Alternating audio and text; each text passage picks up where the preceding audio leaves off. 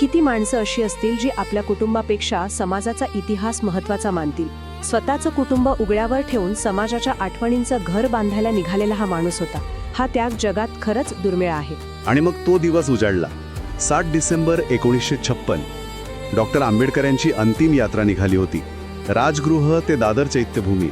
लाखो लोकांचा महासागर रस्त्यावर उतरला होता आणि त्या अफाट गर्दीत, त्या शोकमग्न वातावरणात एक माणूस खांद्यावर कॅमेरा घेऊन धावत होता.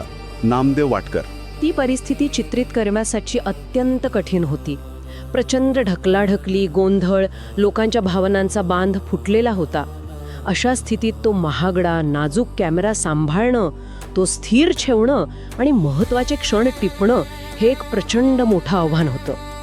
पण त्या क्षणाबद्दल खूप प्रभावी वर्णन आहे की त्यांच्या डोळ्यांत अश्रू होते, पण कॅमेरा मात्र स्थिर होता. हे दृश्यच किती बोलकं आहे. एकीकडे त्यांचं वैयक्तिक दुःख, बाबासाहेब गेल्याची वेदना, आणि दुसरीकडे ती ऐतिहासिक जबाबदारी. या दोन्ही गोष्टी ते एकाच वेळी जगत होते. त्यांनी बाबासाहेबांच्या अंतिम दर्शनापासून ते त्यांच्या पार्थिवाला अग्नी देण्यापर्यंतची सर्वच्या सर्व दृश्य कॅमेऱ्यात कैद केली. आणि